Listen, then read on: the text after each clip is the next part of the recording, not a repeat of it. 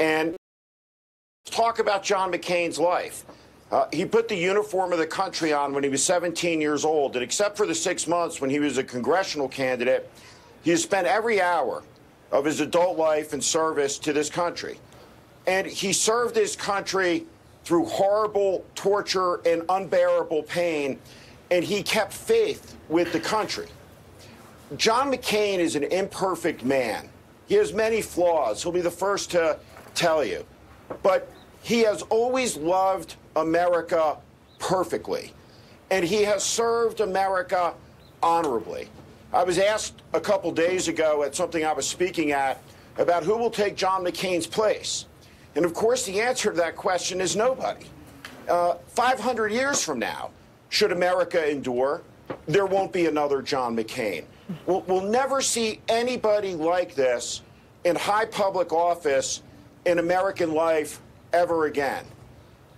We should not fall out of our chairs that a vile person like Kelly Sadler works in this corrupt and vile administration. We see it every day. But when we look at why Donald Trump isn't going to be invited to John McCain's funeral, it's because of how they've lived their lives. John McCain's life was honorable. It was about service to others. It was about reconciliation. We don't talk enough about this, but I was in Vietnam a couple weeks ago.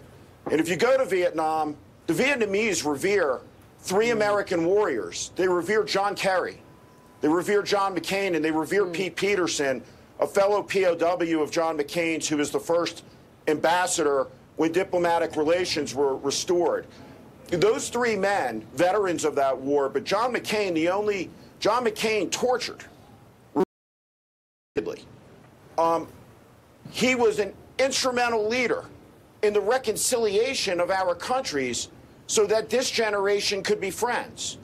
His life has been about decency and honor, compared to a president who's unworthy to say his name out loud, a man who is small and vile and mean and cruel and narcissistic, a man who's a coward, a man who dodged the draft, a man profoundly unworthy enough that he can't even understand at a conceptual level the meaning of John McCain's life. The virtues and the values that John McCain stands for in his long life of service to this country are unextinguishable. They light the sky like a star to guide us to the antidote for this vile, debased, corrupt administration. And so Meghan McCain had it exactly right. It's about how you live your life.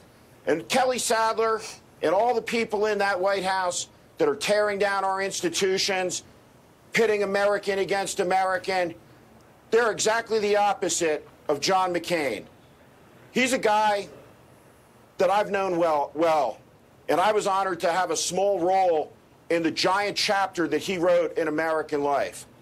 There were times where he infuriated me, he enraged me, he inspired me, he made me laugh, he kicked me in the ass when I deserved it, and he put an arm around me when I needed it. I love him very much, and despite all his flaws, I'll just say he is the greatest man I've ever known.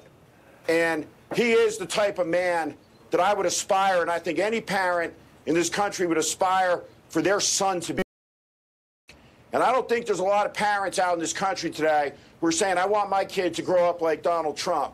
And one thing I know for sure, there will never be a person on television, not now and not for 1,000 eons, that ever says what I just said about John McCain of Donald Trump, that he's a great man. He's a small and vile man. And that's the difference between the two men.